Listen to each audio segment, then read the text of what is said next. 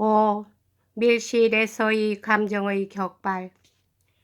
그러나 객실에서의 대화는 이미 끝나가고 있었다. 까체리나는 단호한 태도였지만 몹시 흥분해 있었다. 알료샤와 호홀라꼬바 부인이 방 안에 들어갔을 때의 이반은 막 돌아가려고 자리에서 일어서는 참이었다.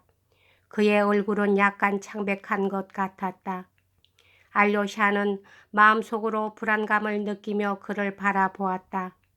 그것은 지금 알료샤에게 하나의 의혹이 언제부터인가 그를 괴롭혀 온 하나의 불안스런 수수께끼가 풀리려 하고 있었기 때문이다.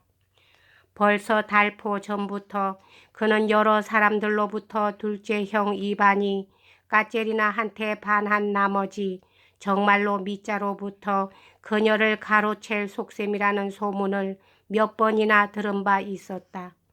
그러나 바로 최근까지만 해도 알료샤에게는 이 소문이 도저히 있을 수 없는 해괴한 것으로 생각되었다. 그러나 한편으로는 그래도 몹시 불안스러웠던 것만은 사실이었다. 그는 두 형을 몹시 사랑하고 있었으므로 두 사람 사이에 이런 사연이 있다는 것은 생각만 해도 몸서리 쳐지는 일이었다. 그런데 어제 뜻밖에도 드미트리가 자기는 이반이 라이벌로 등장하는 것을 오히려 기쁘게 생각하고 있으며 그것이 여러 가지 점에서 자기에게 도움이 된다고 언명했던 것이다. 어째서 도움이 된다는 것일까? 그루센카와 결혼하는데. 그러나 그것은 자포자기에서 오는 자학적인 수단이라고 밖엔 생각되지 않았다.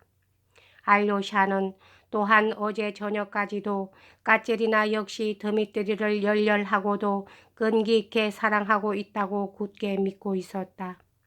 하기는 이 신념도 어제 저녁까지 밖엔 계속되지 못했지만 뿐만 아니라 아무래도 그녀가 이반과 같은 타입의 남자를 사랑할 리는 없으며 그 사랑이 비록 괴이하게 보일는지는 모르지만 어쨌든 현재 그대로의 드미트리를 사랑하고 있는 것만은 틀림없다는 생각이 그의 마음을 지배했던 것이었다. 그러던 것이 어제 그루센카와의 장면을 목격하자 문득 이와는 다른 생각이 그의 머릿속에 떠올랐다. 방금 호홀라꼬바 부인의 입에서 나온 감정의 격발이란 말에 그는 거의 소스라칠 듯이 놀랐다. 왜냐하면 그는 이날 새벽녘에 반쯤 잠이 깨어 저도 모르게 격발이다, 감정의 격발이야 하고 소리를 질렀던 것이다. 아마도 그것은 자기가 꾼 꿈에 대한 대답이었는지 모른다. 그는 밤새도록 까체리나네 집에서 벌어졌던 그 무서운 장면을 그대로 꿈에 본 것이었다. 그래서 지금 호홀라꼬바 부인이 자신있게 딱 잘라서 한 말, 저 까체리나는 사실은 이반을 사랑하고 있으면서도 그 어떤 감정의 발작 때문에 감정의 격발 때문에 일부러 자기 자신을 기만하고 있다는 말이 그에게 커다란 충격을 주었다. 또한 아버지의 명예를 구해준 데 대한 감사의 정이 사랑으로 변했다는 그럴듯한 미명 아래 드미트리에 대한 억지투성이인 사랑으로 스스로를 괴롭히고 있는 것이라는 해석 역시 그에게는 놀라운 말이었다. 그렇다. 정말로 그 말 속에 모든 진실이 포함되어 있는지도 모른다. 하고 그는 생각했다.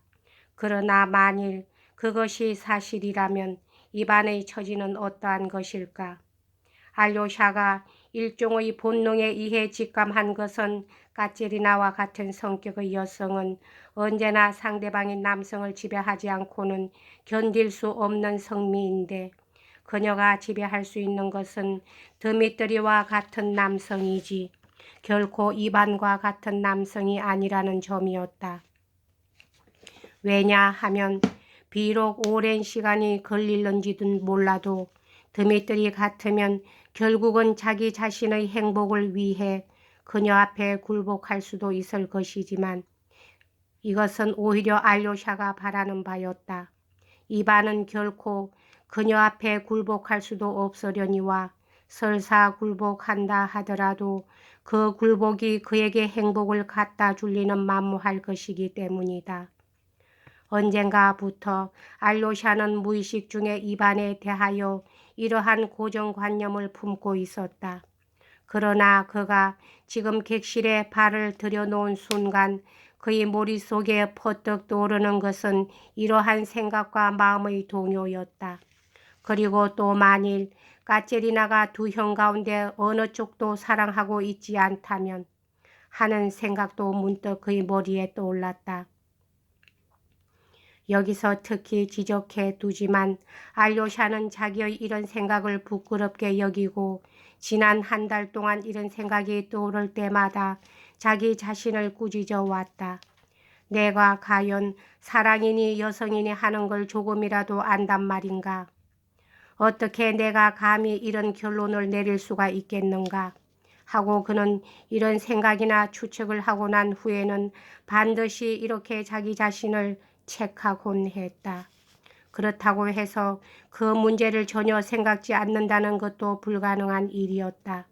알료샤는 이제 두 형의 운명에 있어서 이 경쟁은 너무나 중대한 문제이며 그 해결 여하에 따라 결과가 크게 달라지리라는 것을 본능적으로 알고 있었던 것이다. 두 마리의 독사가 서로 잡아먹으려고 하는 거야. 어제 이반은 아버지와 드미트리를 두고 홧김에 이런 말을 했었다. 그러고 보면 이반의 눈으로 볼 때 드미트리는 독사인 것이며 어쩌면 벌써 오래전부터 독사라고 생각해 왔는지도 모른다. 그것은 이반이 까체리나를 처음 만났을 때부터의 일은 아닐까.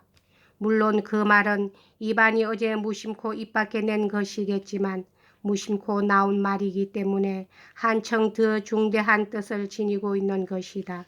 만일 그렇다면 이러한 경우에 가정의 평화란 있을 수 없고 오직 정오와 적의의 새로운 도화선이 나타날 뿐이다. 그러나 알료샤에게 있어 가장 절실한 문제는 두 형 중에서 도대체 누구한테 동정해야 옳은가?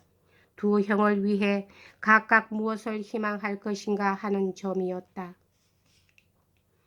그는 두 형을 다 똑같이 사랑하고 있었으나 이 무서운 모순 속에서 그들 한 사람 한 사람을 위해 도대체 무엇을 바라면 좋단 말인가. 아마 이러한 혼돈 속에 빠지면 누구든지 어리둥절해서 어찌할 바를 모르게 되는 것이 오히려 당연한 일일지도 모른다. 그러나 알료샤의 마음은 분명치 못한 것을 그냥 참고 견딜 수가 없었다. 왜냐하면 그의 사랑은 항상 실천적인 성격을 띠고 있었기 때문이다. 소극적인 사랑은 그에겐 불가능한 것이었다. 일단 누구를 사랑하게 되면 그는 지체 없이 그 사람에게 구원의 손길을 뻗어야만 했다. 그러기 위해서는 확고한 목표를 설정하고 상대방에게 무엇이 필요하며 어떻게 해주어야 옳은가를 정확히 알아야 할 필요가 있었다. 그리하여 그 목표가 정확하다는 것을 확인한 후에야 비로소 자연스러운 방법으로 각자에게 도움을 줄 수가 있는 것이다. 그런데 지금은 정확한 목표 대신에 불명과 혼돈밖엔 찾아볼 수가 없지 않은가. 방금 격발이란 말이 나왔지만 그러나 이 격발이란 말을 대체 어떻게 해석하면 좋단 말인가. 이 혼돈 속에서는 최초의 의미 있는 한마디조차 이해할 수가 없었다. 까체리나는 알료샤가 들어온 것을 보자 돌아가려고 이미 자리에서 일어선 이반에게 무슨 반가운 일이라도 있는 것 같은 의조로 얼른 말을 걸었다. 잠깐만 기다려주세요. 나는 진심으로 내가 신뢰하고 있는 이분의 의견을 듣고 싶어요. 그리고 부인께서도 여기에 그냥 남아 계셔요. 하고 그녀는 홀라꼬바 부인을 향해 덧붙였다. 부인은 그 맞은편에 이반과 나란히 자리를 잡고 앉았다. 이 자리에 계신 분들은 모두 나의 친구들입니다. 내가 이 세상에서 절친한 친구로 사귀고 있는 분들 뿐입니다. 하고 까체리나는 열성적인 태도로 입을 열었다.